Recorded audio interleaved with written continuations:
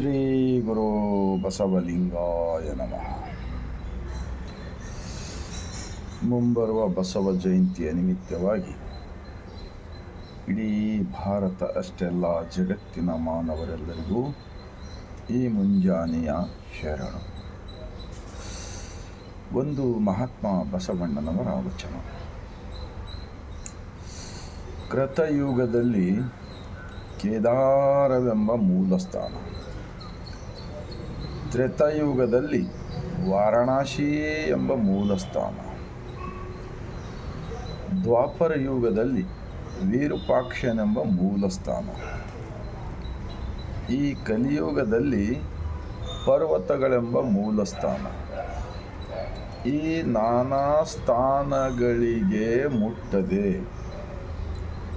ಜಂಗಮವೇ ಲಿಂಗವೆಂದು ನಂಬಿದೆ ನಾನು ಕೂಡಲ संगम देव. महात्मा बसवण्णा जी का ये एक ही एक वचन अगर भारत के सभी लोग अगर समझकर आचरण में लाए तो इडीी दुनिया के अंदर एक बहुत बड़ा महान विश्वगुरु देश बन सकता है और सब लोग प्रेम से जहाँ है वहाँ पर ही एक इंसान दूसरे इंसान के अंदर भगवान को पहचान सकते हैं.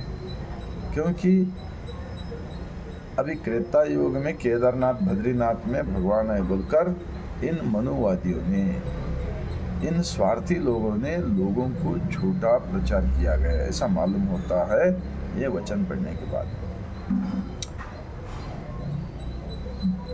कृतयुगದಲ್ಲಿ ಕೇದಾರವೆಂಬ ಮೂಲಸ್ಥಾನ, त्रेतायुगದಲ್ಲಿ वाराणसी में देखो, जब पैदा हो गए सो हमारा गांव छोड़कर लास्ट में मरते वक्त वहाँ जाके मरने को कहा है. वहाँ जाके मरे तो मुक्ति मिलता. ये सारी झूठा नहीं तो क्या है बताओ. द्वापर युगದಲ್ಲಿ ವಿರೂಪಾಕ್ಷನೆಂಬ ಮೂಲಸ್ಥಾನ, वो विरूपाक्ष हम्पी कर्नाटक के अंदर, वहाँ पर भगवान है ऐसा बताया गया. एक कलियुगದಲ್ಲಿ पर्वतगಳೆಂಬ ಮೂಲಸ್ಥಾನ. इस कलियुग में सारे पहाड़ों के ऊपर गवर्नमेंट के जो सरकार के जंगल पहाड़ के ऊपर यहाँ पर ही भगवान है मिलता. यहाँ गए तो आपका सब मन्नत मांगेगा पूरा होता. ऐसा झूठा प्रचार करने से हमारा देश के अंदर इतने जात पात ऊंच नीच भेदभाव बहुत कुछ हो गए. इसी की वजह से एक इंसान दूसरे इंसान को नफरत करते रहते हैं, हिंदू मुस्लिम क्राइस्त, क्योंकि उनका झूठा प्रचार से ही उनको फ़ायदा हो रहा है.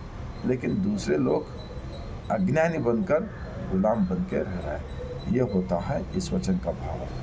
आप लोग समझ जाइए और हर गांव में हर सिटी के अंदर अनुभव मंडप, बसव मंडप स्थापन करके ऐसा वचनों का चिंतन होना चाहिए बोलकर मैं विनंती करते हुए आप सबको मन को लगा, दिल को लगा, 145 करोड़ भारतवासियों को ये वचन का विचार पहुंचाने का काम कीजिए.